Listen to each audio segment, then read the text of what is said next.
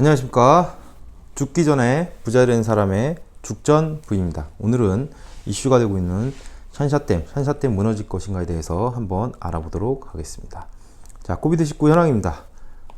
자, 1,500만 명이 넘었습니다. 자, 미국이 가장 많고요. 그 다음 브라질, 인도네시아, 인도 이렇게 돼 있습니다.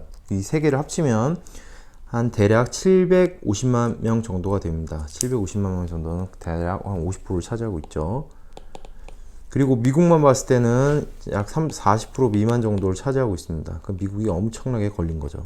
416만입니다. 416만이고 사우디아라비아를 보시면 26만입니다. 자, 사우디아라비아 온도가 몇 도인지 제가 말씀 많이 드렸지만 굉장히 높습니다. 40도 가까이 되죠. 온도와 그렇게 큰 상관관계가 있지 않다. 코비드19는 이 점을 한번 유의해서 보셔야 될 것 같습니다. 자, 미국 코로나 400만 명 넘자 트럼프 4달 전당대회 취소. 트럼프죠. 트럼프가 드디어 이거에 대한 심각성을 좀 깨달은 것 같습니다. 자, 지금은 전당대회를 열 때가 아니다. 이렇게 얘기를 했고요. 그는 미국 국민을 보호해야 한다. 그러면서 플로리다에서 최근 이러한 일을 보면 큰 행사를 하기에는 적절치 않다고 말했다고 합니다. 올해 대선이 11월에 있죠. 전당대회 지금 해야 되는데 취소를 하고 만약 하게 되더라도 온라인을 하지 않을까, 온라인하고 또 오프라인을 하는 믹스 형태를 하지 않을까, 이런 예상이 됩니다. 자, 미국이 왜 이렇게 많이 걸리나를 좀 생각을 해보냐면 우선은 경각심이 좀 없고요. 그리고 우리처럼 마스크를 많이 쓰고 다니지 않는 행태를 최근까지 보여왔었죠. 그리고 이거에 대한 사회적인 지침 같은 것들이, 인식이나 이런 것들이 좀 코로나에 대해서 굉장히 우습게 알고 있었던 것 같습니다. 자, 나스닥 주가입니다. 나스닥 주가는 굉장히 가파르게 올랐었고요. 지금 조금 빠지긴 했는데 10,000포인트 이상을 유지하고 있습니다. 여기에는 연방 그쪽과 그리고 정부와 합작을 해서 굉장히 많은 유동성을 만들어냈고, 그리고 백신이 금방 나온다는 믿음이 있는 것 같습니다. 그래서 이렇게 이 이후에 떨어진 이후에 쭉 끌어올렸다고 보시면 됩니다. 자, 샨샤댐입니다. 자, 양쯔강, 나일강과 아마존강에 이어서 길이가 긴 강으로 아시아 하천 중에는 최장 길이를 알려줬습니다. 야, 이렇게 돼 있죠. 쭉 가서 어디에 끝나죠? 우리가 잘 알고 있는 이게 뭐죠? 우리가 알고 있는 상하이라고 하죠. 양쯔강은 보통 장강이라고, 장강, 이게 뭐죠? 길다 할 때 장자죠. 그리고 이런 강문할 때 강자입니다. 긴 강이라는 의미고, 우리나라에서는 양쯔강이라고 불리고 있죠. 장강은 티베트 고원 속의 탕브라 산맥에서 발굴해서 이쪽이죠. 티베트 고원을 남동쪽으로 가로지르는데, 남동쪽으로 쭉 가로지르는데 깊고 좁아 매우 험준한 협곡을 형성합니다. 상류의 1600km 구간은 1km의 해발 고도가 평균 2m씩 낮아 유속이 빠른 편입니다. 스촨성에서 동쪽으로 흐르다 삼협에 이릅니다. 이 삼협은 97km의 구간으로 폭은 350m를 넘지 않으며 강 양쪽으로 500에서 1000m 높이 바위된 수직 절벽이 놓여 있습니다. 이 지점에서 강의 수심은 최대 150m에 이릅니다. 이곳에 세계에서 가장 큰 댐인 샨샤댐이 건설되었습니다. 하류 구간에서는 강의 수위 주변 평야보다 높은데, 강의 수위가 평야보다 높다는 거죠. 자연 제방과 인공 제방으로 인해 안전하게 유지됩니다. 자, 이거 잘 보세요. 강의 수위가 주변보다 높은 데죠. 인공적으로 안전하게 유지된다. 이게 잘 보시고, 그래서 한편으로 비가 많이 흐르면 강 수위가 제방을 넘어 대규모 범람을 일으키기도 합니다. 수심이 이렇게 있는데, 강이라고 보면 이렇게 수심이 있는데 이렇게 있는 거죠. 여기 그러니까 이렇게 제방을 쌓아놨는데 비가 많이 오면 어떻게 되죠? 이렇게 넘치는 거죠. 그럼 어떻게 되죠? 범람을 해서 엄청난 피해를 주는 거죠. 그래서 자유공유를 하다가 하구 삼각주의로 물줄기가 몇 갈래로 갈라집니다. 그 중에 가장 큰 물줄기 남쪽에 상하이가 자리를 잡고 있습니다. 이렇게 돼 있죠. 그래서 뭐 이렇게 보시면 뭐 3,000톤, 5,000톤, 1,000톤, 뭐 1만큼 톤까지 갈 수 있는 이런 큰 강이라고 보시면 됩니다. 자, 샨샤댐의 위치를 연합뉴스에서 만들어 놓은 걸 갖고 왔고요. 이렇게 쭉 있는데 이쯤에 있다는 거죠. 이쯤에. 그쵸, 여기 상해로 봤을 때 이쯤에 있는 거고, 샨샤이 후베이성이 있고, 그다음에 장강이, 양쯔강이 쭉 흐르고 장저우시 뭐 이렇게 있는 거죠. 자, 2020년 7월 22일이니까 최근에 만들어진 자료죠. 샨샤댐이 이렇게 있는 겁니다. 위치는 대략 이쯤이라고 보시면 돼요. 그러니까 여기서 이렇게 내려와서 뭐 이쯤에 있겠죠. 자, 그래서 샨샤댐은 보시면, 자, 이걸 왜 만들었냐? 그 옛날에도 보면 이거 만들어지기 전에도 홍수가 많이 나서 중국 그 자료를 보면 크게 홍수가 났던 게 한 2번 정도 났어요. 30년대에 한 번 났고 50년도인가 한 번 났습니다. 그래서 많은 사람들이 사망을 했어요. 그래서 이런 댐을 만들어야 된다, 이런 얘기들이 자 많이 나왔죠. 순원 혁명을 만드신 분이죠. 그리고 장제스나 마오쩌둥, 덩샤오핑도 의욕을 보였습니다. 근데 이제 기술도 부족했고 행정력도 없었고, 그래서 대규모 토목공사를 벌일 여력이 없었죠. 그래서 개혁개방이 실시되고 급신장하자 장점인 주룽지 주도로 샨샤댐 건설이 추진되었습니다. 전기공학을 공부한, 이게 댐이 뭐죠? 댐? 수력발전이죠.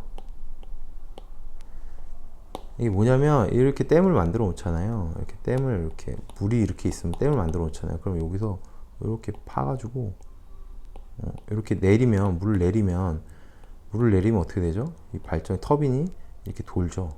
터빈이 돌면 어떻게 되죠? 전기가 생성됩니다. 많을수록, 크면 클수록 전기 생성량이 많겠죠. 그래서 보시면 높이는 181m, 길이는 2335m, 댐의 상부 너비는 40m, 하부 너비는 115m입니다. 자, 이게 중요하죠. 저수 용량은 390억 톤입니다. 390억 톤. 그래서 발전 설비 용량은 22,500메가와트입니다.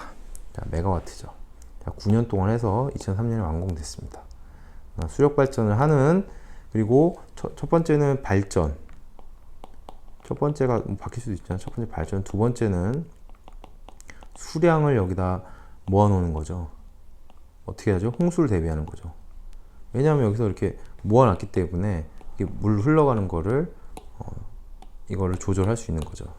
자, 그래서 발전량이 부족했고, 화력발전소는 환경오염이 있었고, 원자력발전소는 중국에도 반발이 많기 때문에, 지금 보면 어디에 돼 있나요? 여기 지금 보면 이쯤에 있잖아요. 여기 원자력을 할 수는 없잖아요. 원자력은 지금 보면 다 어딨냐면 이쪽에 있죠. 이쪽에 이렇게 이쪽에 있잖아요.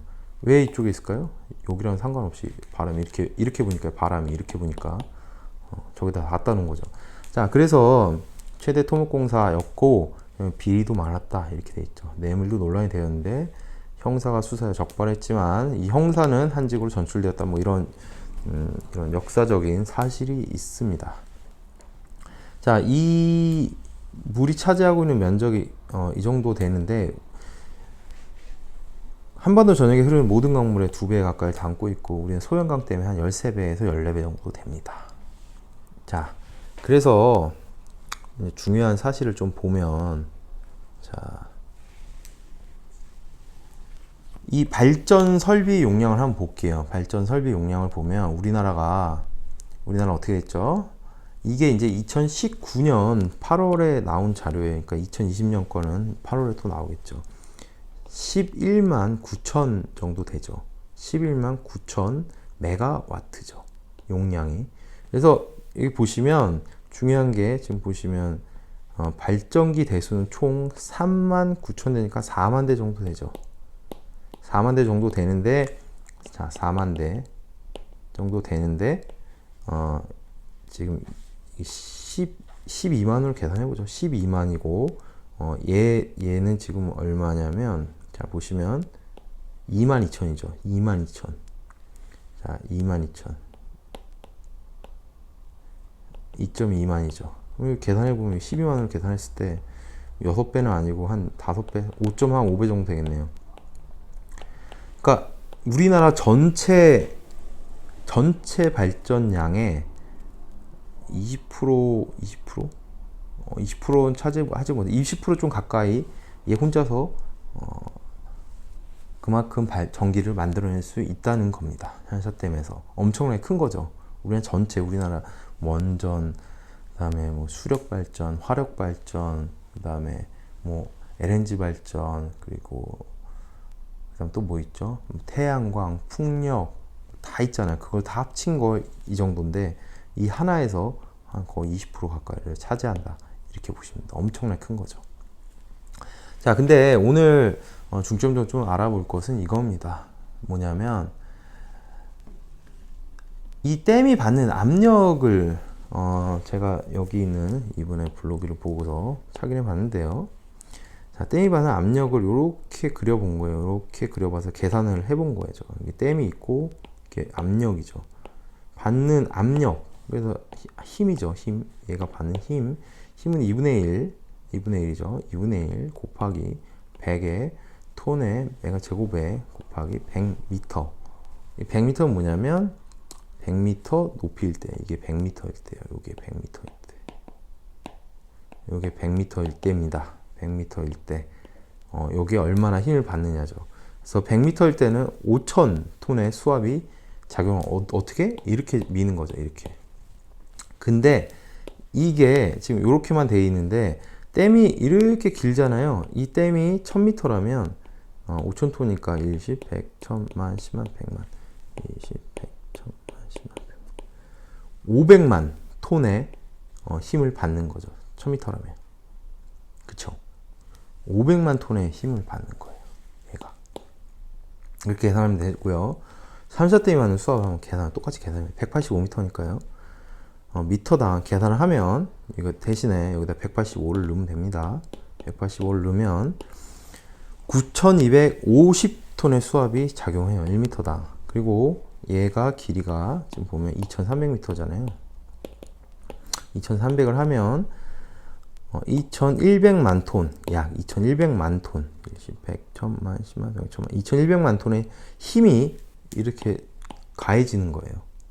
가해지는 거죠. 이렇게 가해지는 거고, 이거는 1만 톤이 성인 남성 60만 명이 누르는 힘입니다. 그래서 여기다가 2,100배를 곱하면 되는데, 그럼 뭐 60만, 600만, 6천만, 6억, 12억 정도 힘이 누르는 힘이죠. 엄청난 힘이죠. 엄청난.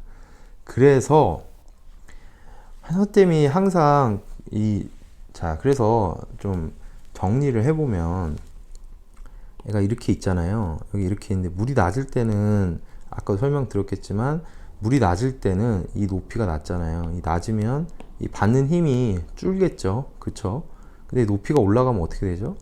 이 받는 힘이 높이가 올라가면 올라갈수록 높아지겠죠. 받는 힘이 어느 한 임계치를 뛰어넘으면 이게 위험해지겠죠.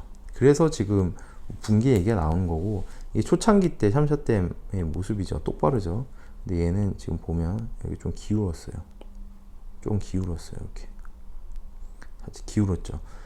그래서 여기서 지금 압력이 가고 있는 거예요. 그래서 지금 문을 계속 열어서 물을 빼고 있죠. 이게 아마 높이까지 올라가면 더 많이 물리적으로 힘을 많이 받기 때문에 붕괴 얘기가 나오는 겁니다. 무슨 얘기인지 아시겠죠? 그래서 이 붕괴가 되면 굉장히 좀 큰 문제가 생기죠. 그래서 요약 정리할 때 다시 한번 말씀드리고, 유가 가격은 좀 보시면 굉장히 안정적으로 $40대 초반을 지키고 있다. 이렇게 보시면 됩니다. 그래서 경제적 지표적으로는 지금 굉장히 미국이나 이런 것들이 굉장히 좋지만 계속 돌발 변수가 나오고 이슈되는 한사댐을 좀 알아봤습니다. 한사댐은 세계 1위 담수력이고 댐이 받는 압력이 수위가 올라갈수록 어떻게 되죠? 높아집니다. 그래서 길이가 또 이 넓이죠. 이 넓이가 길기 때문에 압력이 굉장히 많이 받고 있죠. 그래서 현재 상황은 안전한가요? 안전하지 않다고 보니까 연일 뉴스가 나오는 거죠. 그러니까 무너진다면 어떻게 될까요? 자, 무너진다면 자 볼게요. 자, 여기 있죠. 여기 무너지면 어떻게 되냐면 당연히 이쪽은 영향을 받는 거고 이쪽도 영향을 받아요. 왜냐면 한번 물이 빠지지만 한번 반동에 의해서 이쪽도 영향을 받습니다. 이 근처에 있는 데도 엄청난 영향을 받고 당연히 뭐 여기 다 영향을 받죠.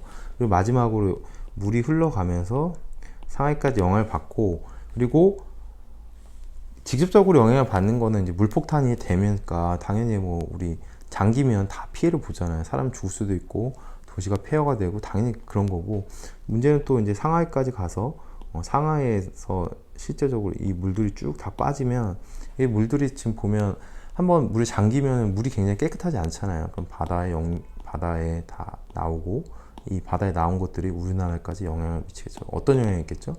당연히 어패류들이 굉장히 괴사할 수 있죠. 그리고 이쪽에는 굉장히 많은 원자력이 있지 않습니까? 자, 이쪽에 원자력이 많지 않습니까? 그리고 원자력에 영향을 줄 수도 있죠. 그리고 문제는 보면 여기 지금 이렇게 막았잖아요. 이렇게 막았는데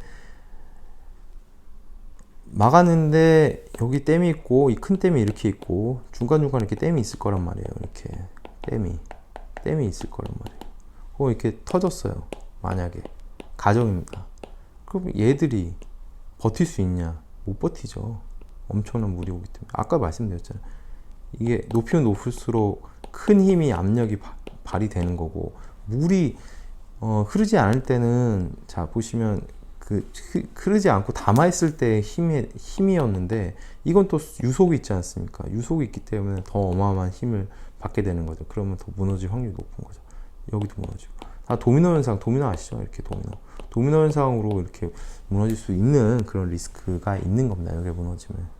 그래서 주위 관련된 도시. 아까 설명드렸겠지만 이 위쪽은 고지가 높은데 이 아래쪽으로 갈수록 이 물보다 실제적으로 낮게끔 설계된 도시들이 많기 때문에 폭탄 나오면 이 도시는 싹 다 잠기는 거죠. 굉장히 피해가 클 거라고 예상이 돼서 연일 뉴스나 이런 데서 관심을 많이 갖는 거죠. 그래서 우리나라도 영향을 받을 수 있다. 자, 오늘은 샨사댐에 대해서 좀 알아봤습니다. 무너지지 않기를 좀 바라고 있고요. 무너지면 우리나라도 굉장히 많은 영향을 받을 수 있기 때문에 좀 슬기롭게 대처했으면 좋을 것 같습니다. 자, 오늘도 좀 도움이 되셨다면 자, 구독과 좋아요 부탁드리고, 그리고 주위 분들에게 구독 좀 권유 부탁드리겠습니다. 자, 감사합니다.